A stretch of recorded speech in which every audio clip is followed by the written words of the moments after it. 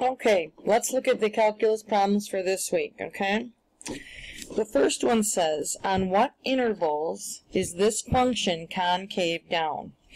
Well, the thing we want to remember is that in order to figure out concavity, we need this, oops, sorry about that, we need the second derivative, don't we? We need the second derivative. So the big job here is taking the derivative. So let's start with the first derivative. So I'll just call it f of x. So if it equals 1 over x squared plus 1. Let's use the quotient rule. Remember, if the quotient rule is you're taking the derivative of a ratio here equals the derivative of f times g minus f times the derivative of g all over g squared. So the derivative of the top is 0, right, times the bottom, minus the top times the derivative of the bottom, right, over the bottom squared. So this looks like negative 2x x squared plus 1. So there's the first derivative. Whoops, let me make sure I didn't. Oops, this is squared, right? That's squared, so this is squared.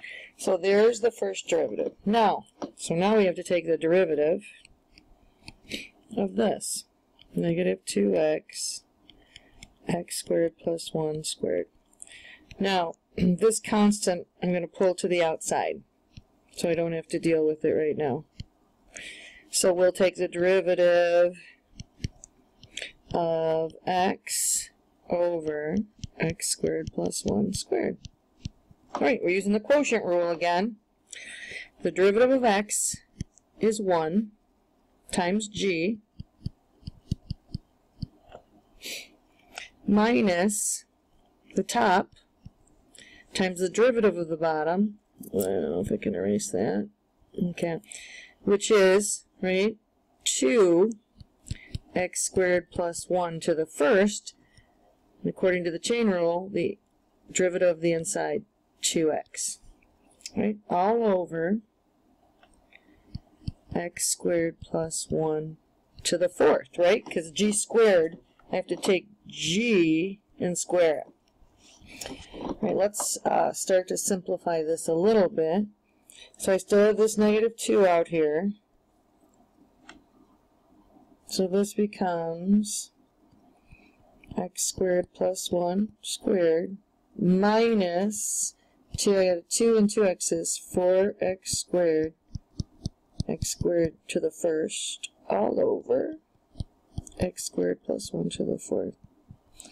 Alright, I'm going to multiply the 2, this negative 2, into this. And notice the negative and the negative give me a positive, so I'm just going to switch the order. This becomes 8x squared, x squared plus 1 minus 2 times x squared plus 1 squared, all over x squared plus 1 to the fourth. All right, I'm going to move to the next page and rewrite this, what I just had, which was x like this. And I want to simplify it a little, and I want to have a common, oops, this is a fourth, a common denominator. If I break this up into two fractions, I get this.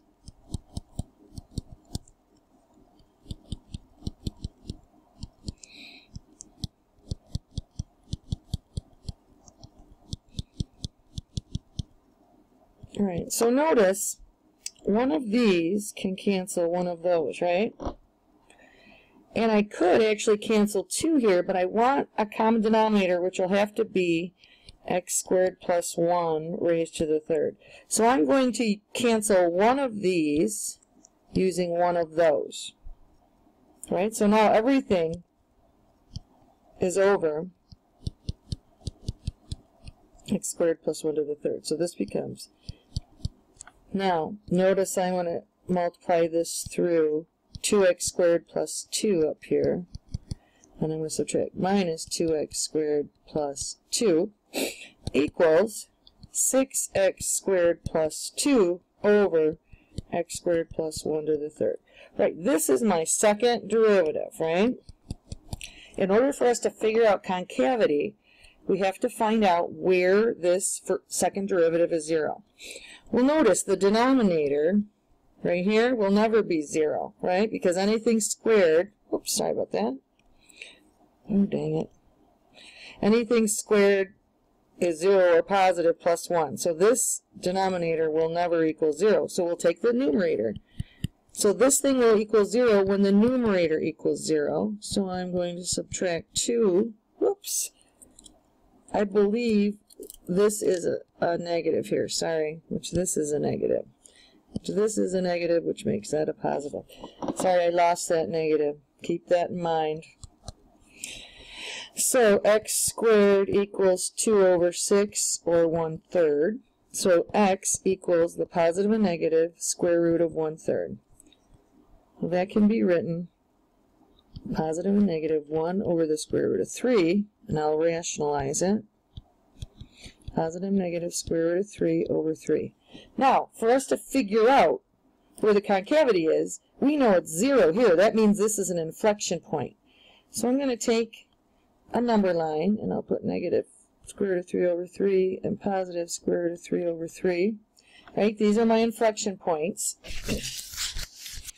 And this number is about 0.577. That just helps us place it on the number line. Here's the negative and the positive. So I need to test some points on either side of these zeros. This is where these are our inflection points, right? I'll call it IPs. So if I put 0 into the second derivative, I get negative 2. All right. Well, I think that means everything between those 2 points is negative. If I test on the outside, out here, let's say I test 1, and I'll test negative 1. Those both turn out to be positive, right? That's actually going to be 1/2 and negative and 1/2 at both ends. So, where is this concave down? Where the second derivative is negative. So from negative square root of 3 over 3 all the way up to square root of 3 over 3. Not sure if he wants you to keep it in the radical form or not. Okay? Let's look at the next one. Find the derivative of this function. All right, this is using the chain rule, isn't it? So the first thing we do is take the derivative of the outside, which is 400 t to the 8 plus 1 to the 399, right? And then multiply it by the derivative of the inside, which is 8t to the 7th. So this would be however we want to do that. Now, if he showed you how to do this using substitution, we could rewrite this as w equals u to the 400. And we're calling u t8 plus 1. Keep in mind that derivative of w with regards to t, we could also take the derivative of w with regards to u, and then the derivative of this u with regard to t, and we'll get the same answer. So the derivative of w with regards to u is 400 u to the 399, and the derivative of u over here with regards to t is 8t to the 7th. So the whole thing is 400 u 399 times 8t to the 7th, and then I substitute u back in because I want it all in terms of t.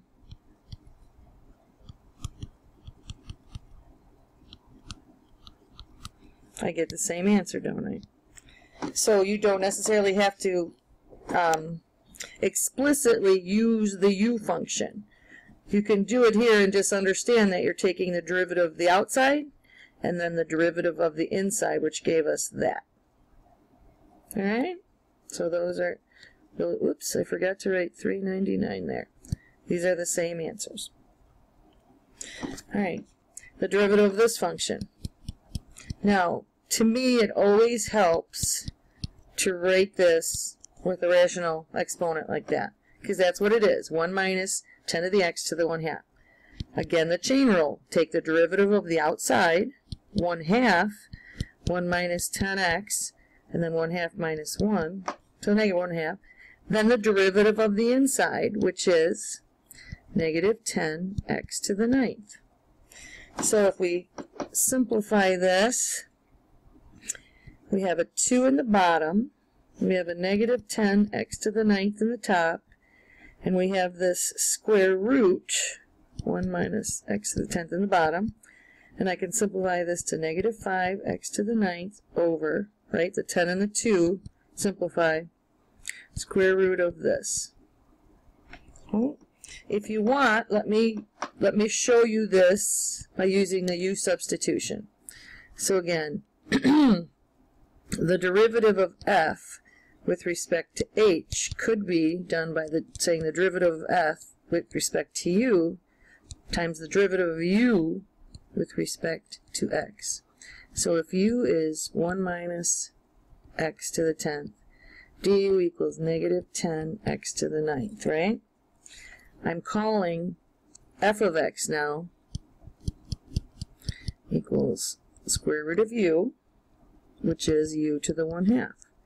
Right, so the derivative of f with respect to u is 1/2 u to the negative 1/2. I put those together, 1/2 u to the negative 1/2 times the negative 10x to the 9th. And then I plug back in the u, which is 1 minus x to the 10th, negative 1/2. Alright, so we end up with the same answers. Alright, I'm going to stop here and start the rest in another video since I'm going to lose my power.